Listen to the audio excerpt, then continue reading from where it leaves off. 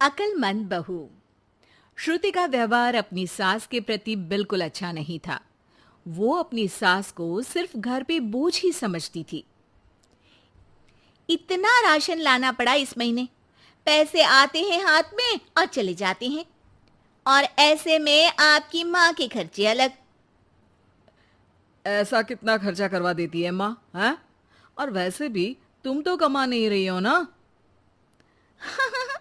आखिर तुमने बोल ही दिया ना कि मैं पैसे नहीं कमा रही हूँ। दिखा ही दी मुझे मेरी औकात। जता ही दिया ना कि मैं किसी काम में नहीं आती हूँ। अरे तुम गलत समझ रही हो। मेरा कहने का मतलब था कि तुम हर बात का इल्जाम माँ पर मत लगाया करो ना। तभी बगल के कमरे से माँ आ जाती है। अरे बेटा, इतना तेज बोल के मत लड़ो, बाहर वाले सुन लेंगे। माँ जी, सुनने दीजिए उनको भी। उन्हें भी तो पता चले कि आपकी वजह से घर में पति पत्नियों के बीच में कैसी लड़ाइयाँ होती हैं। अरे बहू, मेरी वजह से? मैंने तो तुम दोनों को कभी ये नहीं दिखाया कि मेरे लिए लड़ो। माँ, आप जाइए यहाँ से, मैं बात कर रहा हूँ ना। लेकिन बात तो मेरी हो रही है ना, तो मुझे तो बोलना ही पड़ेगा। बताओ बहू, क्या दिक्कत है तुम्हें मुझसे? अरे घर छोटा है, जगह कम है, यश की तनख्वाह भी तो लाखों में नहीं है। अब आपका एक्स्ट्रा खर्चा उठाना मुश्किल हो रहा है माँ जी। आप यश के छोटे भाई के यहाँ चले जाइए ना कुछ महीने। एक्स्ट्रा खर्चा? अरे माँ है मेरी, हमने किसी को पनाह थोड़ी ना दी है। एक्स्ट्रा खर्चा क्या होता है? जब हमको चाइनीज खाना होता है तो माँ के लिए भी सूप मंगवाना पड़ता है। ये एक्स्ट्रा खर्चा है। घर की ईएमआई के साथ माँ की दवाई की भी चिंता करनी पड़ती है। ये भी एक्स्ट्रा खर्चा है। माँ को रोज कोई ना कोई बीमारी होती रहती है। इसी डर से हम कार नहीं खरीद रहे कि हॉस्पिटल में पैसे लग गए तो कहाँ से आएंगे। और खाने पीने कपड़े इधर उधर के खर्चे तो जोड़ भी नहीं रही हूँ मैं। अरे ये सब तो मैंने यश के लिए भी किया है। मैंने तो ऐसे उंगलियों पे हिसाब नहीं रखा। लो, आपने भी जता दिया ना। अरे आप थोड़े दिन किसी रिश्तेदार के यहाँ क्यों नहीं चली जाती? खर्चा भी बचेगा और घर में शांति भी रहेगी। यश श्रुति की ये बात सुन के गुस्से से आग बबूला हो जाता है। चुप हो जाओ श्रुति, बहुत हो गया तुम्हारा। मेरी माँ है वो, और उनका अधिकार इस घर पे हम दोनों से भी ज्यादा है। और खर्चे बचाने की इतनी ही पड़ी है तो तुम खुद क्यों नहीं चली जाती अपने मायके? घर में शांति तो तुम्हारे जाने से भी हो सकती है। श्रुति ने ये नहीं सोचा था कि यश कभी उससे इतनी तेज आवाज में इस तरह से बात करेगा।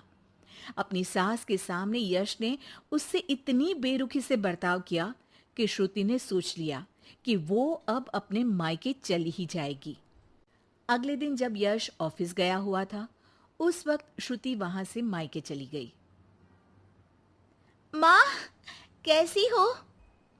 अरे बहू के राज में जी रही हूँ बेटा, अच्छी ही हूँ।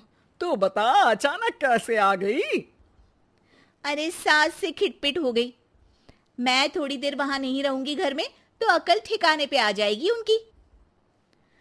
हाँ हाँ, जितना रुकना है रुको, आप ही का तो घर है। अरे भाभी कैसी हो? दिखी ही नहीं तब से। आपकी माँ के लिए दवाई खरीदनी थी तो लेने गई थी। माँ, तबीयत ठीक नहीं है क्या? अरे बेटा, बुढ़ापा है, बीमारी तो आनी ही है। अरे पर आप तो एकदम तंदुरुस्त रहती थी, आपको कैसे कुछ हो सकता है? आप खुश तो हो ना माँ? ये क्या बात हुई? खुशी तो रखते हैं, कोई रुलाती थोड़ी ना है आपकी माँ को। हाँ बेटा, खुश ही हूँ। माँ ये कहते हुए जरा भी खुश नहीं थी। थोड़े दिन श्रुति वहां रुकती है। एक दिन जब वो अपने भाई के साथ बाहर से कुछ सामान लेकर कार में आ रही होती है, तभी भाई पूछता है, कब जाने का प्लान है? अरे भैया, अभी तो आई हूँ। हाँ हाँ, वो तेरी भाभी पूछ रही थी कि कब जाने वाली हो। मतलब जाने से पहले बता दोगी तो अच्छा रहेगा, हम तैयार रहेंगे। एकदम जाओगी तो बुरा लगेगा ना। हाँ भैया, बता दूंगी भैया। अच्छा, वैसे हुआ क्या था तुम्हारे और तुम्हारे पति के बीच? हमारे बीच कोई लड़ाई नहीं हुई थी भैया। वो तो सास की वजह से लड़ाई हुई, इसलिए आना पड़ा। आप चिंता मत करिए, मैं जल्दी चली जाऊंगी। अरे नहीं नहीं, रुकना। अरे तू घर में है तो शांति भी रहती है। क्या मतलब? अरे मत पूछ श्रुति, आए दिन माँ और तेरी भाभी में नोक झोंक चलती ही रहती है। तेरी भाभी का कहना है कि माँ का खर्चा बहुत होता जा रहा है घर में। अब माँ की क्या गलती है? बीमारी किसी से पूछ के थोड़ी ना आती है। तेरे सामने वो कुछ नहीं बोल रही है, तेरे जाते ही माँ को ताने मारने लगेगी। और आप कुछ नहीं बोलते? मैं बोलूंगा तो मायके चली जाएगी गुस्से में। श्रुति ये जवाब सुन के चुप हो जाती है। उसे एहसास होता है जैसे ये उसकी भाभी की नहीं, उसी की बात हो रही है। पर भैया, आपकी तो इतनी अच्छी जॉब है, पैसों की कोई दिक्कत नहीं है, फिर भाभी को क्या दिक्कत है? अरे किसी को पालने के लिए मन में प्यार होना चाहिए श्रुति। जेब का पैसा भी जरूरी होता है, लेकिन नियत हो तो कम में भी खुश रहा जा सकता है। श्रुति उसके बाद कोई सवाल नहीं करती है और जाके सीधे अपने भाभी से कहती है, भाभी, आप माँ को अच्छे से नहीं रखती हो।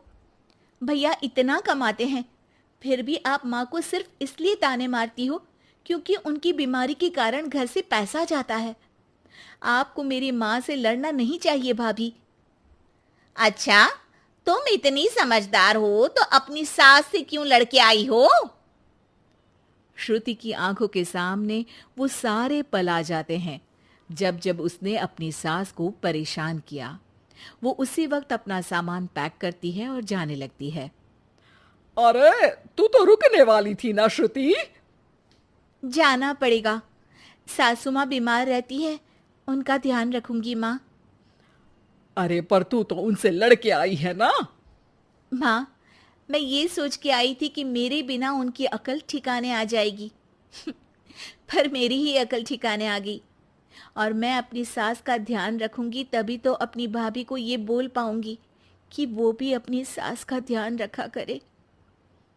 श्रुति को कोई नहीं रोकता। वो वापस अपनी सास के पास चली जाती है।